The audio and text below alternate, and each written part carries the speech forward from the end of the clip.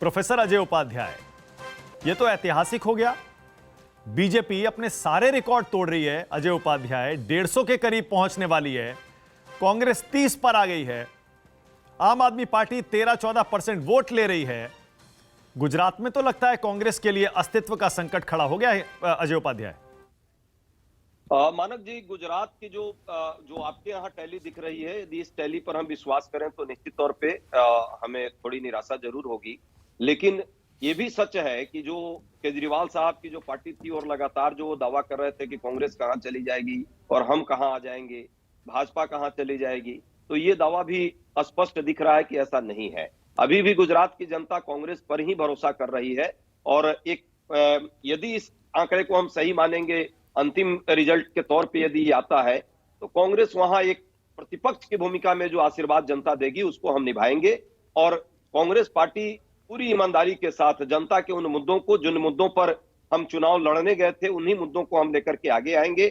इस चुनाव जीत से ये कभी साबित नहीं हो जाएगा कि मोरबी में जो हादसा हुआ वो मोरबी के लोगों को न्याय मिल गया। इससे ये नहीं कभी साबित हो पाएगा कि जो 22 लीक मामले हुए, पेपर लीक, वो पूर्णतः उसमें मोहर लग गई। ये भी नहीं साबित होगा जिस तरह वहां बेरोजगारी का आलम है, अजय उपाध्याय, देश में महंगाई का आलम है। अजय उपाध्याय, एक सेकंड, जनादेश का अपमान कर रहे हैं आप। यहां देखिए 141 सीटें जीत रही है बीजेपी, और आप अभी भी मुद्दों के इर्द गिर्द अपने तर्कों को गढ़ रहे हैं। स्वीकार कर लीजिए, आप नाकाम हो गए। आपको जनता ने गुजरात में रिजेक्ट कर दिया। जनता के आशीर्वाद को हम सिरोधार्य करेंगे। जनता के आशीर्वाद लोकतंत्र में सबसे बड़े आशीर्वाद होते हैं। हमें यदि विपक्ष की भूमिका हो देगी तो हम विपक्ष में बैठेंगे और ईमानदारी से विपक्ष की भूमिका निभाएंगे। 2024 में हम फिर से उसकी मेहनत को लेकर के आपका वोट परसेंट गुजरात में रह गया 26-27% के आसपास। आम आदमी पार्टी 14% वोट पर पहुंच गई है। 14% वोट, और ये ज्यादातर वोट आप ही का है, क्योंकि बीजेपी का वोट परसेंट फिलहाल 53% के आसपास है, 53%।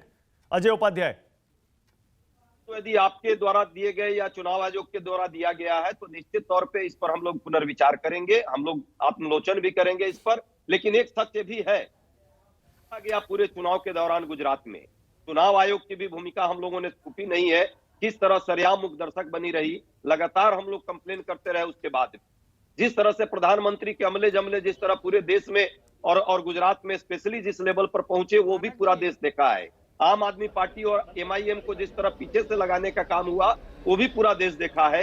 लोकतंत्र के साथ जिस तरह हमला करने का लगातार प्रयास हुआ, बावजूद गुजरात की जनता जो हमको वोट दे रही है।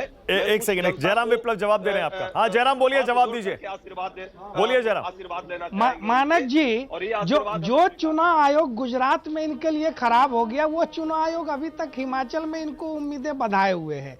इनकी जीत हो तो चुनाव आयोग और तमाम संस्थाएं निष्पक्ष हो जाती हैं। ये हारते हैं तो ईवीएम का रोना रोते हैं। इनके लिए तो जनता भी तालियां बजा रही है, जनता आंसू भी बहा रही है कि वो कांग्रेस कहां से कहां चली गई। और आम आदमी पार्टी जैसी पार्टियां भी आज कांग्रेस के ऊपर हंस रही हैं। इतना इन्होंने अपने आप को नीचे गिरा लिया। और गुजरात में जो ऐतिहासिक बहुमत वहां की जनता ने जनादेश दिया है, ये देश में अभूतपूर्व है।